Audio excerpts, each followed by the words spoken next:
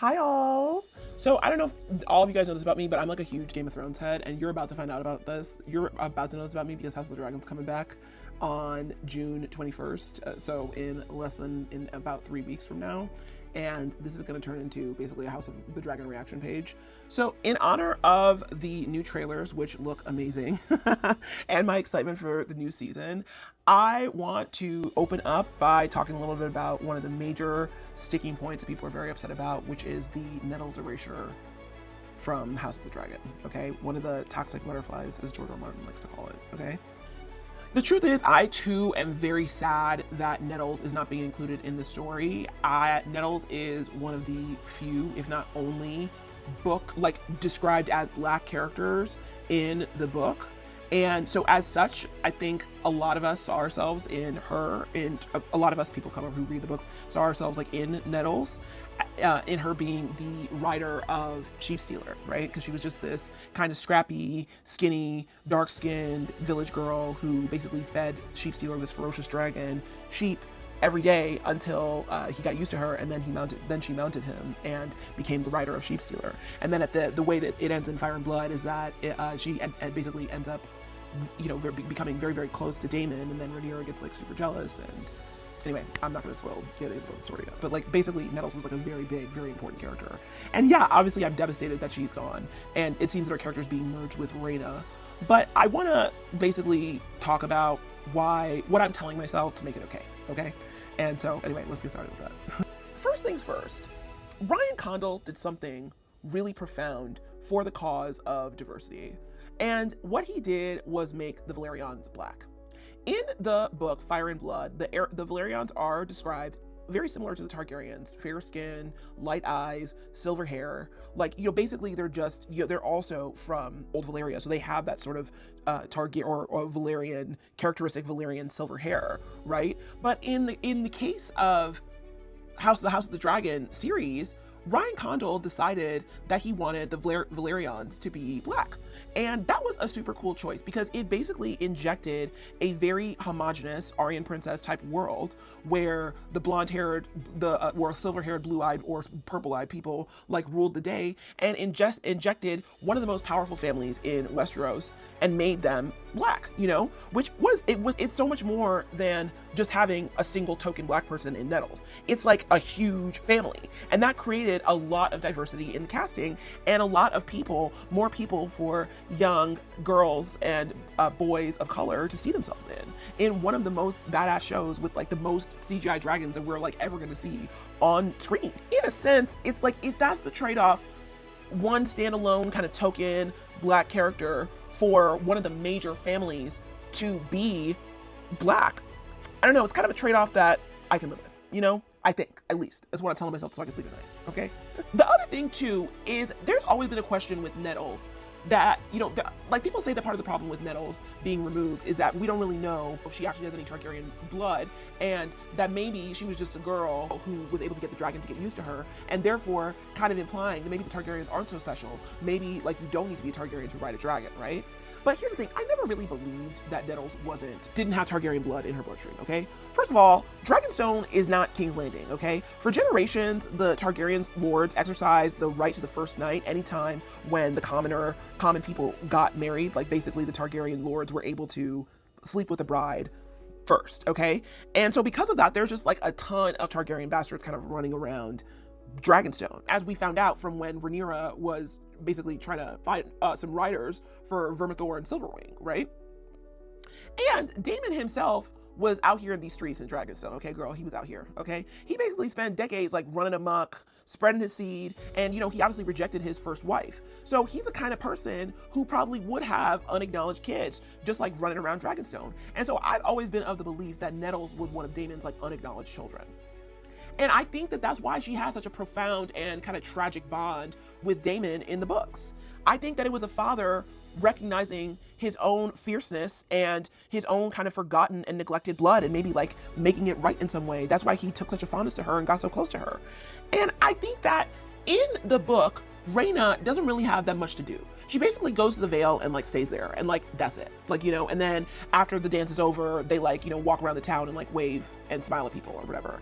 And that's not very interesting. They casted a whole actress to play Rhaena, and I think that in merging Rhaena and Nettles' character, it gives an actress that we already have kind of like something to do, as opposed to introducing somebody entirely different and then having Rhaena just entirely sit on the sidelines, which is what actually happens in the books. So, okay, sure. And also, it allows Daemon, who has historically just not seemed like the best father to his daughters at all, to have a chance at redemption in terms of being a father. And I think that that is a good thing, in my opinion. Another thing too to think about, right, is that Fire and Blood is written by Archmaester Gildain, and it's essentially an account made by an unreliable narrator with his own biases. And Archmaester Gildain is, just as his title indicates, a maester. And there's something in the sort of Game of Thrones community that people call basically the Grand Maester conspiracy, which is that the Grand Maesters all conspired to basically collapse the Targaryen dynasty and get them off the throne, because they saw them as basically abominations with their like incestuous and magical kind of like practices, okay? Because basically the Citadel and like the Faith of the Seven are antithetical to the Targaryens. And there's a belief that the Maesters just wanted to get magic out of the world and strip the Targaryens of their power, and that they did things over time subtly in order to make those things happen. Because the thing is that the Targaryens ruled by this doctrine of exceptionalism. Basically, this belief that they are kind of like living gods among men because they can do this incredibly powerful thing, which is ride dragons, which is something that no one else can do, right? But you can see why Archmaester Gildain would be motivated to maybe even fabricate a character who was simply a common girl whose birth origins were unknown, basically to indicate or maybe inject this idea that maybe the Targaryens aren't so special. Maybe they really aren't gods among men. Maybe dragon riding is something that any of us could do if we tried, right? So, you know, you have to wonder. So, I mean, that's something that at least, again, I'm telling myself these things so I can sleep at night, and I hope that these things help you guys sleep at night too, okay? When inevitably, I don't know if this is gonna happen for sure, but when I think inevitably Rhaena about sheep stealer, okay? And here's the thing, you know, George R. Martin a couple years ago came out with that ridiculous blog about toxic butterflies, which I thought was highly unprofessional. If you guys want to know what I think about George R. Martin, just scroll back. I made a video basically giving a piece of my mind about it.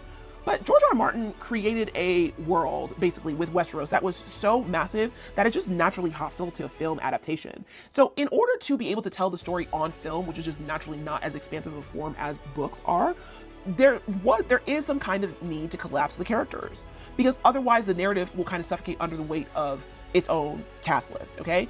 Granted, Fire and Blood is a much more narrow story because it's really only about one single family. So one could argue that it's not quite like Game of Thrones, which is just so expansive. And I think Game of Thrones was so expansive that the author himself could not actually even finish his content story. But, you know, obviously I've gone over that before, so I'm not going to get into that again. But I still think that even though House of the Dragon is more narrow, I do still think that there are a lot of characters, right? And in the book, Rhaena really does sit idle in the Vale for like the entire war, right? She doesn't really do anything.